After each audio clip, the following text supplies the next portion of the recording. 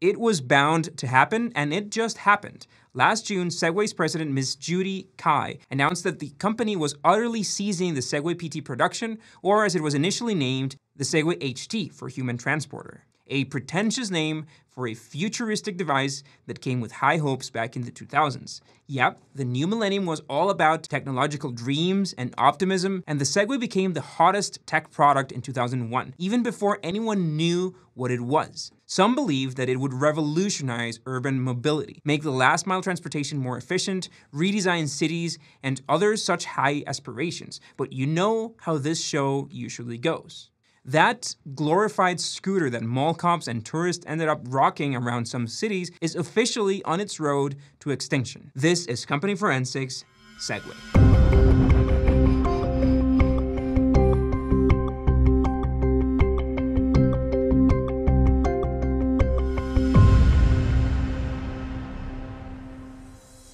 As you can recognize, the Segway transporter never really took off, but it originally planned to sell as many as 100,000 units in the first year. Dean Kamen, the creator of Segway, reportedly forecasted that by the end of their second year, they would be stamping out 10,000 machines per week. The man was a dreamer.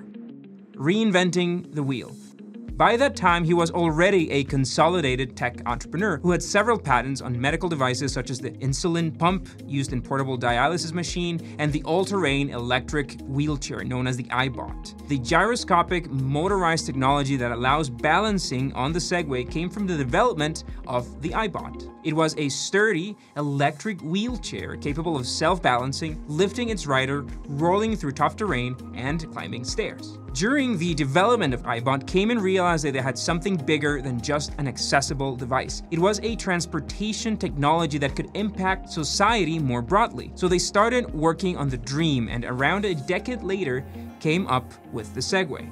But far from those 10,000 units that Kamen had projected to be producing weekly, they only ever sold around 140,000 vehicles total in around 2 decades. By 2009, he had already sold the company to a British firm backed by the investor Jimmy Heselden, whom we will remember again later. In 2015, the Beijing firm Ninebot acquired Segway and developed iterations of the device, along with others that it continues to produce, like electric scooters and other personal vehicles. Despite its fate, the truth is that the Segway transporter caused unparalleled hype and anticipation in the tech world and the media before it even launched. An overblown leak. Months before the device was presented to the public, there was no shortage of speculation about it. Fantasies would be a hydrogen-powered hovercraft, a magnetic anti-gravity vehicle, and other imaginative things of such nature. Even South Park took a shot at it, and that can only mean spot-on nasty parody. Yes, the Segway was being mocked even before it was released. This fever sparked with a leak that came out on a website in early 2001. It was about a book written on the development and financing of Ginger, the Segway project code name. The alleged author of the book didn't reveal what Ginger was, but his narrative included over-the-top statements from some of Silicon Valley's mightiest lords about it. Reportedly, Steve Jobs himself said the invention would be as big deal as the PC. Maybe bigger than the internet, even said John Doerr, a venture capitalist who also predicted Segway would reach $1 billion in sales faster than any company in history. His fund backed it up with a $38 million investment. The hype was genuine, and you can see how it turned out not so great for Segway. Expectations were set ridiculously high among the public, and probably nobody wanted to settle the hype with something like an upgraded scooter. A marvel of technology. Still, the Segway worked beautifully, and the technology was impressive to experience, almost magical according to some testimonials. And yet, we can't blame those who were, well, unamused when they finally got eyes on the Segway on TV, after all the build-up. Check out part of the unveiling of the device on the Good Morning America show in 2003. Do we have to do something here, or does it... it does it by itself. But looks can be deceiving. Despite its simple appearance, the technology in Segway was pretty impressive. It was a cluster of aviation-grade gyros and accelerometers, sensors, batteries, and sophisticated software, all linked by a set of computers that monitor the rider's center of gravity more than 100 times per second to maintain balance while moving around. The rider drives it by just shifting his weight forward or backward and steered by pushing the handbar left or right, rolling at speeds of around 12 miles per hour. It was a complex bundle of hardware and software with no brakes, no engine, no throttle, no gear shift, and no steering wheel, capable of carrying the average rider for a full day on only 5 cents worth of electricity. Is it safe? According to a senior official from the Consumer Product Safety Commission back then, the Segway had safety features far more substantial than normally seen in a consumer product, features closer to those associated with medical devices. So yes, it was safe, but it also had wheels and motors, and that means accidents were pretty much inevitable. Also, naturally, as more Segways made their way to the streets, more accidents were bound to happen.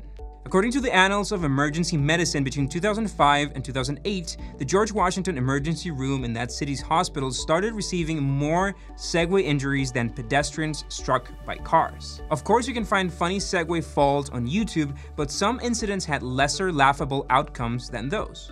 Among the most iconic slips involving Segways are former US President George W. Bush falling while riding one at his family estate, or the infamous cameraman that ran over Olympic gold medalist Usain Bolt. In a more tragic event, the Segway was involved in the death of Jim Heselden in 2010. Yeah, that British millionaire and philanthropist that acquired Segway only a year before passing away. Plunged into a river while riding the device near his home in West Yorkshire, apparently after maneuvering to make way for a pedestrian. A consumer market of one. Beyond safety concerns, the adoption of Segway by the end consumer, the real interaction with the city, pedestrians, cars, crossroads, was a huge gray area for everyone. The police didn't quite know how to deal with it when the first one started popping up. Soon it was evident that the unique vehicle required special regulations, and then the bureaucracy began. Different states dealt with it in different ways with somewhat mixed results, and Segway's road to the cities looked long and bumpy. Somehow, Cayman hoped this process would happen more organically just by having more Segways rolling out there. But when you think that cities have struggled even to embrace bicycles, which have been around for a couple of centuries, you can imagine the issue isn't that simple. Knowing this, Cayman first managed to close deals with the corporate and institutional markets, police departments in different cities, as well as the Postal Service, National Park Service, and other corporate clients were the first ones to adopt Segway. Cayman hoped that if enough police departments and other public and corporate entities adopted it, it would be natural for consumers to take it as well. That's both bold and naive. But on top of regulations and safety concerns, the Segway had yet another problem for the consumer market. It was expensive. The release price was around $5,000, making it more of a luxury gimmick than a commuting workhorse. Another business mogul who reacted to the Segway in its early days, Jeff Bezos, did express that he saw the potential for the device in the corporate market. Amazon itself was among the first Segway buyers and implemented them in some fulfillment centers, but he was more reserved about its insertion in the consumer market. At Amazon, we didn't know at first, and nobody knew whether people would want to buy books online. And the same is true for whether people will want to write these, he said on Time magazine. On that story, it's told that Bezos and Cayman once met in Seattle for a demonstration of how Segway could improve employees' picking productivity in warehouses. As the Amazon boss tested the device and raced madly around the warehouse, hooting and flapping his arms, someone yelled, "Jeff, what were you saying about the consumer market?" Rolling past, Bezos shouted back, "There's definitely at least a consumer market of one." But now we know there was a consumer market of around 140,000 people, so Bezos was closer to reality, and still today, 20 years into the new millennium, the dream of a transportation revolution remains just a dream. Thanks a lot for watching. We hope you enjoyed this episode of Company Forensics. Make sure to subscribe, hitting that big red button down there, and we'll see you next week.